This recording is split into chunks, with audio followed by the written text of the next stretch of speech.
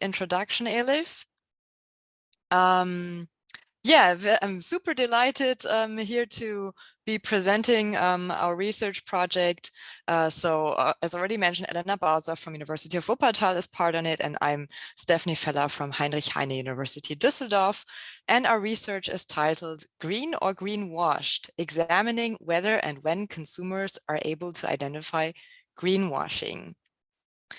So, nowadays, increasingly more products are marketed as environmentally friendly or green, and we encounter these products on a weekly basis, for example, when we grocery shop. So standing in front of a typical shelf with household products, we can ask ourselves, oh, is this a regular product? And what is this? Is this maybe a green product? But is it truly green, or could it actually also be greenwashed? So greenwashing describes communication that misleads people in adopting overly positive beliefs about an organization's environmental performance, practices, or products. And while responsible consumers, probably like you and me, we face the challenge of distinguishing between greenwashed and honest green products when making purchases. And it seems unclear whether consumers can actually identify greenwashed products. Importantly, an inability to do so would undermine a market for genuinely green products, as it sets incentives for companies to greenwash, which can potentially lead to detrimental long-term effects for society and the environment. Now, turning to the academic world, related research has searched with the occurrence of greenwashing and can be divided into two literature streams. On the one hand, we have organization and management studies, which look at corporate greenwashing with a focus on drivers, types, and consequences of greenwashing on a company level, while marketing and advertising research examine green advertising with a focus on the product level and consumer responses, such as brand attitudes and purchase intentions. Now, importantly, most of the reported consequences of greenwashing or consumer responses to green advertising are implicitly based on the assumption that consumers can distinguish between greenwashed and honest green products. Yet, many theoretical and practical implications based on this kind of research may be futile if consumers actually cannot do so. So we challenge this implicit assumption and ask, are consumers really able to identify greenwashing? As theoretical background, this research draws on categorization theory, which states that consumers can classify and understand product information with the help of categorical representations of products. In the sustainability context, consumers use relevant environmental cues representing the green or greenwashed product category and evaluate to which degree the new product is similar to it. If similarity is low, it is unlikely that inferences will be drawn from the product category to the new member compared to when similarity is high. Now, by combining different greenwashed and non-green product cues, we operationalize prototypical categories of an honest green, greenwashed, and regular product as stimuli, which I will show you next. So here you can see 3 fictitious toilet cleaners that were specifically designed based on a comprehensive literature review of different green and greenwashing cues, upon which the 3 product categories may be actually represented in consumers' minds and used for category inference. On the one hand, we used verbal cues, such as a false claim for the greenwash product stating more environmentally friendly than water.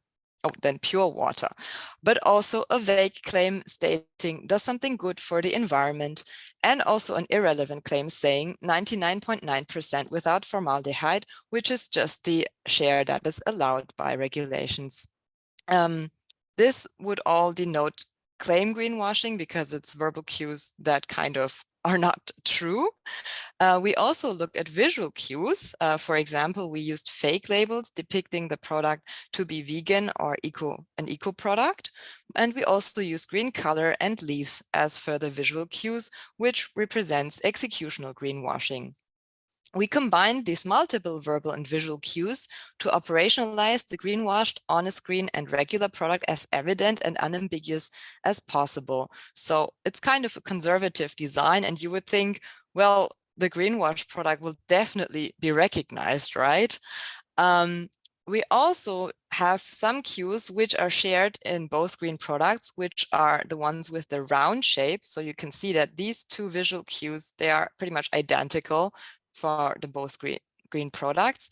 And this was important to us for internal validity, because keeping the look of the green products the exact same ensured that any rating differences must emerge due to the participants spotting the greenwashing in one of the two green products, and cannot be attributed to individual preferences for the one green look over the other. So based on the three product categories, we hypothesized the following. If consumers can identify greenwashing, which is the implicit assumption inherent to the literature, then purchase intention is likely to be higher for an honest green and irregular product than for a greenwash product. Perceived greenness, on the other hand, is higher for an honest green product than for a regular and a greenwash product. And perceived greenwashing is higher for a greenwash product than for a regular and an honest green product. To test these hypotheses, the stimuli were shown in random order to a German convenience sample in a within-subject experiment to evaluate whether one and the same participant would recognize the greenwash product based on its cues. So right at the beginning, participants were told that the study was about the perception of cleaning products to avoid any early associations with greenwashing and related demand effects, and therefore also purchase intention was carried as the first dependent variable, which you can see here. And then it was followed by perceived greenness and subsequently perceived greenwashing. And participants were also informed that the products had the same price to rule out any unforeseen effects thereof. So we collected 174 usable responses, of which the majority was young and female. And we conducted repeated measures ANOVAs. And for hypothesis 1, we can confirm that purchase intention is just significantly higher for an honest green product compared to a greenwash product. So that's what we compared here. And what we see is just below the 0.05 significance mark. But we also see that purchase intention is definitely not higher for a regular product compared to the greenwash product. Instead, participants seem to prefer the greenwashed over the regular product, which implies that they probably did not identify it as greenwashed. So apparently, when only being asked for purchase intention first, consumers did not seem to distinguish between the two green products. And it is conceivable that they initially only accessed two stored category representations which first come to mind, a green and a regular product category. So both green products are likely to be perceived as similar to the green category, while the regular product is recognized as such. When participants are asked for perceived greenness, we can confirm hypothesis 2 that perceived greenness is significantly higher for the honest green product than for a regular and a greenwash product, which we can see here. And we observe pretty much the same pattern for perceived greenwashing, which is significantly higher for a greenwash product than for the other two, which supports hypothesis 3. And these results indicate that when participants' attention was directed toward a specific green or greenwashed cues by actually asking them about perceived greenness and perceived greenwashing, then they could identify the greenwash product. It is conceivable that they then started to retrieve a third category, namely that of greenwash products, which enabled them to distinguish between the two green products. So in sum, consumers do fall for greenwashing when they are asked solely for their purchase intentions, and only upon activation of a product category beyond and only upon activation of a greenwash product category beyond the greenwashed cues on the product itself, then they actually also spot the differences inherent to the green products. So to further investigate this, a follow-up study was developed, which I will also share a little bit about.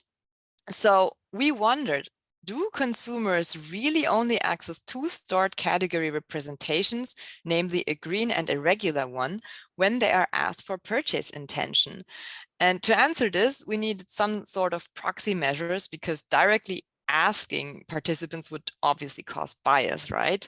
So we hypothesized that compared to participants asked for perceived greenness or greenwashing, participants in a purchase intention condition would have fewer greenwashing thoughts, obviously because when consumers do not think of greenwashing, then they also cannot have a greenwash product category in mind at that moment.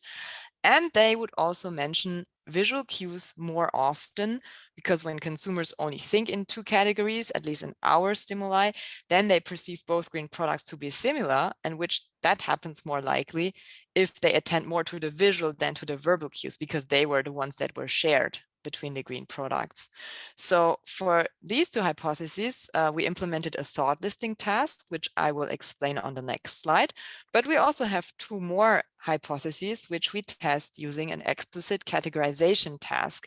And here we expect that participants in the purchase intention condition will more often wrongly categorize the greenwash product, obviously because they didn't think about that category at all, and will also need more time to categorize the greenwash product, namely because they need to access this third category, which they have not thought of before, right? So how did that look like? We used the same product stimuli and cues, but this time in a mixed design to limit cognitive load and prevent confounding effects. So as a within factor, we still have the exact same three product stimuli. And as a between factor, we actually use the former dependent variable which we asked. So we have one group that was only asked about purchase intention, another group asked only about perceived greenness, and a third group only asked about perceived greenwashing. And then in addition to these closed scales from study one, we also used implicit and explicit measures to derive the product categories used when responding to each of those closed scales asked. So the thought listing task asked, please write down any thoughts, reactions, or ideas that influenced your answers to the previous questions. Please describe them as completely and in as much detail as possible, as if you were thinking out loud. Then the explicit categorization task asked, on the following pages, you will see the previous toilet cleaners one after the other. Once you see a product image, you can click to assign the shown product to one of the three category names below. So we have a regular product and the green product and also a greenwash product to hit a button of. So we also use a representative consumer sample in this follow-up study, but still in the same country to enable comparability. And in this case, data analysis is still ongoing. And so far, I can only share with you that the closed scale results, they seem to replicate the findings from study one. And for the rest, I will have to follow up some other time. Yeah, but so summing this up, we provide initial evidence against the implicit assumption that is inherent to the greenwashing and green advertising literature, stating that consumers can identify greenwash products. And we apply categorization theory to explain consumer perceptions of green and greenwashed products. In practical terms, this research informs public policy that further measures may be needed to help consumers unmask greenwashing in purchase contexts. So we can ask, how do we make consumers not only think of purchase aspects when they go out to buy something new, which of course is quite a difficult task. Yeah, and then for future research, it could extend this study design to other product categories, for example, higher involvement products or gentleness-related products, and also to social sustainability cues and other cultural contexts. It would also be worthwhile to adopt a more realistic setting using field experiments in which consumers' responses entail behavioral consequences. All right, that's it from my side. So thanks a lot for your attention and interest in our research. We appreciate your questions and are looking forward to your comments and suggestions. Thank you very much, Stephanie. It was a very nice and easy to understand presentation, I would rather say. So I would like to welcome the questions from the attendees.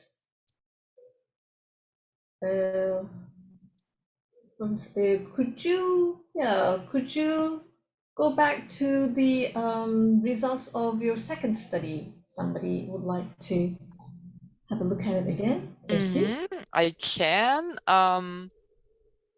we don't really have results yet from the second study. So this was the last slide I presented regarding study 2, but maybe that already helps. Yeah, so okay, seems like they would like to see how it is planned to be applied. Means they mention product attributes less. Okay, wait, I'll just go back to the overview on the hypotheses. So hypothesis 2 is that participants in the purchase intention are more likely to mention visual cues more often compared to participants asked for perceived greenness or greenwashing. And so this is something we expect to see during the thought listing task.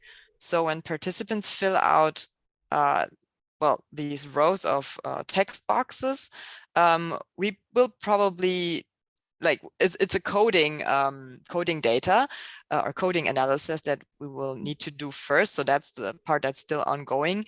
And we expect that people will more likely refer to the visual cues, so mentioning the green color and maybe the leaves and also the logos, compared to participants from the other two conditions.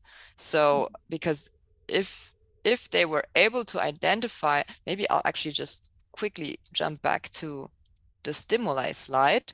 So when people were really capable of identifying the greenwash product, which is more likely the case in the perceived greenwashing and perceived greenness condition, then they must have read the claims, because if you read more environmentally friendly than pure water, obviously that's a false claim, right? So what we expect to see in the purchase intention condition, on the other hand, is people most likely have focused more on these green cues, so the visual cues, in the sense that they noticed the green color and the leaves and also the labels, but maybe they didn't go that far that they actually were able to distinguish fake from official labels. And that's where we thought, okay, probably if our reasoning is correct, then maybe we'll see exactly this imbalance that participants in the purchase intention condition will more likely report on the visual cues, which could then explain why they didn't distinguish between the two identical looking green products, versus participants in the perceived greenness and perceived greenwashing condition will more likely report on the verbal cues. I hope that has maybe answered your question, Professor Alden.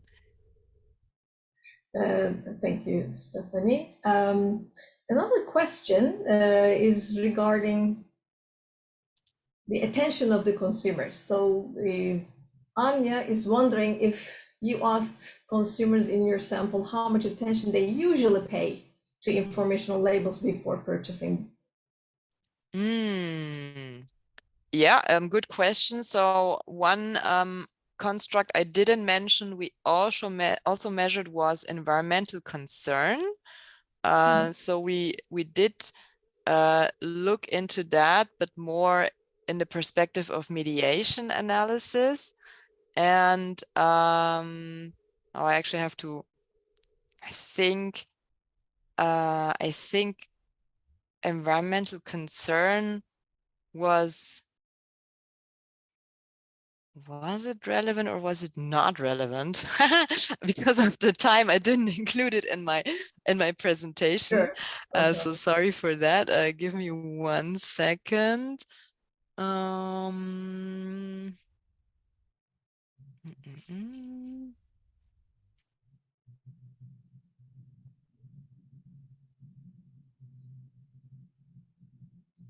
So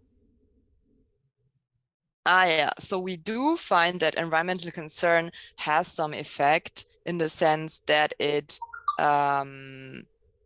helps consumers identify greenwashing. So the more environmentally concerned you are, the more you would also be able to recognize greenwashing. But I think if you distinguish between the dependent variables we asked, it was also the case that they had trouble when we only asked them about purchase intention. So I think one of our results was also that even the more environmentally concerned people are not free from falling into the greenwash trap, let's say it that way. Okay, thank you very much. We have a practical question about the execution of your online data collection. How have you blended the pictures with the questionnaire? What was the platform for that? How have you done it? That's the question here. Okay. So we used a German survey tool, which is called Soci Survey. And there it was possible to pretty much have the product picture shown at the top of the page, for example. That's what we did. And then we just put like the Likert scales right below. So participants would need to scroll a little bit, but they could pretty much look at the product and at the closed scale items at the same time. Okay, so maybe we need to have the name of the platform typed by you so that anybody would like to go and check it. It's a pretty German let's say, yeah, offer of that platform, but I can confirm that Qualtrics is also definitely capable of doing that. So showing product stimuli and closed scale responses on the same page wouldn't be a problem for Qualtrics either. Okay. Do you have an illustration of your model for your study? Ah, you mean the research model? Yeah, research model Um, in the I have in the presentation. paper, Yeah, so you do. I need to share that 1 second. So here we go. I need to stop sharing this part, and I think I can share. Here we go. So that's how the full model looked like. And well, it's actually pretty simple. I don't know if it's much adding value, but you have the product stimuli with the different prototypes of categories, and then pretty much just one arrow stating H1, H2, H3 to different product perceptions, or also put the purchase intention. And then the moderating factors, which I left out for this presentation, were another fourth hypothesis. But that was pretty much the model. Yeah, thank you. There's also another question. Is it possible that the presence of the on-screen product will help consumers to detect greenwash product? That the presence of which Of product? the on-screen product will Ah, help consumers to detect greenwashed product. well, we thought so, yes, because just seeing two pretty identical looking green products would already maybe cause suspicion. I mean, obviously you wouldn't see that in the real world, but even in the research design, just asking participants the purchase intention questions was not enough for them to already identify the greenwash product, which was always presented with the other two products. So not exactly at the same time, but like one after another. So that was the idea why we chose the within subject design, that every participant sees the regular product, the on-screen product, and the greenwash product one after another, and would also one after another answer the questions. And now you could think maybe there was an order effect depending on which product stimuli was shown first, but that was also randomized, so counterbalanced. So that also didn't seem to have an effect. And yes, so the result would be, well, participants could see both the on the screen and the greenwash product next to the regular one, and still didn't identify it as the greenwashed one when they were only asked for purchase intention. They did then later when we asked them for the other product perceptions. So I have a question myself. Yes, So please. how are well in Turkey when you go to the supermarkets, you see these green products uh, put in a separate place. Oh. So you would know that actually they're already green products and already categorized by the supermarket, the retailer itself. So how is a context like that would change the design of the experiments or the potential results of the experiments? That's a really, really good question. And I do see that happens a lot with, for example, plant-based products, so that you find all of the plant-based products in one place in the supermarket and the meat products somewhere else. I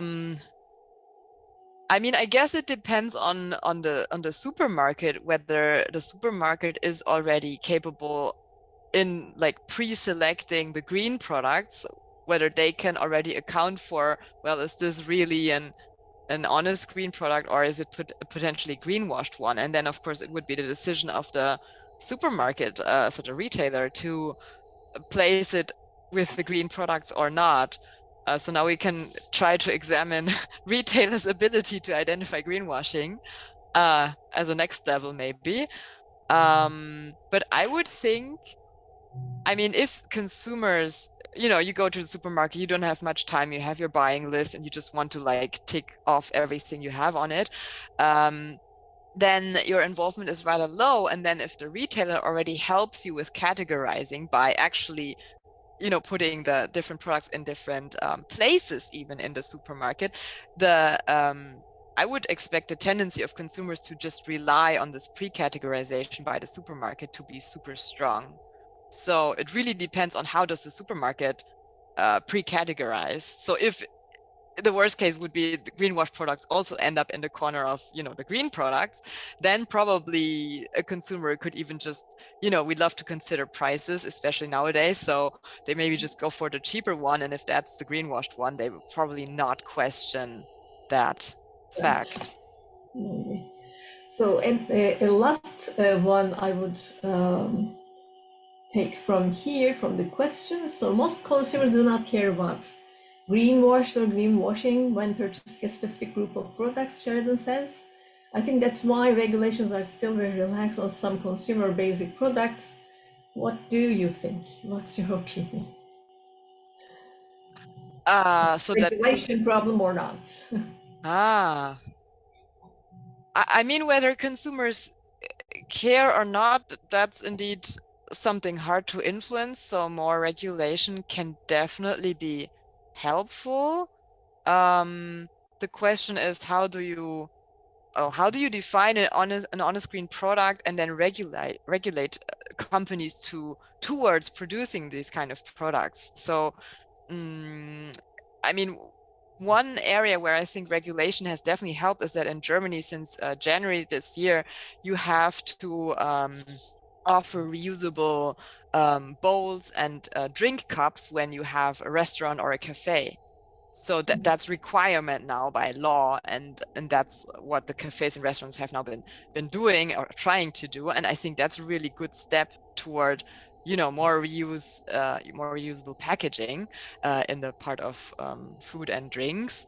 But for all the products, I mean, yes, it would be great to think about that, but I guess it would be really necessary to talk to politicians and regulators about how the standards can be managed and actually developed in an actionable way, so companies can really also follow them. But I think it's not, if we want to become more sustainably fast, I think regulation is something that will take more time. So I personally prefer to appeal to the consumers themselves and see who responds. So outside label certification required, Dana Allen says, you believe that consumers will do the job. Yeah, yeah. And Any actually other that third that party, that any other third parties?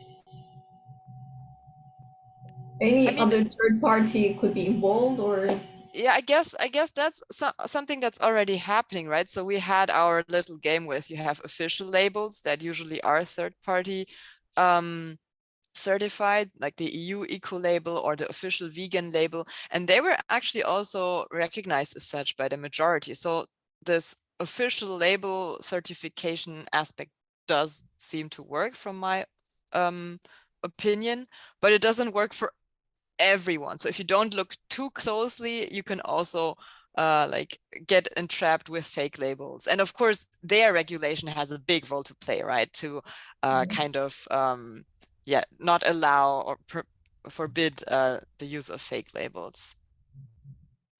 Thank you very much. It was a very interesting paper, interesting work. Thank you.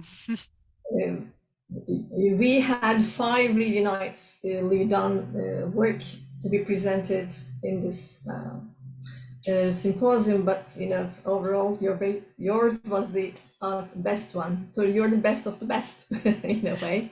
Feeling Uh, honored. Thanks a thank lot. you. Thank you very much for bringing your excellent work to our symposium. And I hope it has been really useful for all the attendees who were participating in the symposium to listen to your good research. Thanks a Thank lot. you again. Right. Thank you for all the participants for being us, listening to this excellent work. And we would like to have you in the coming 2 weeks in the other presentations. Thank you. All right.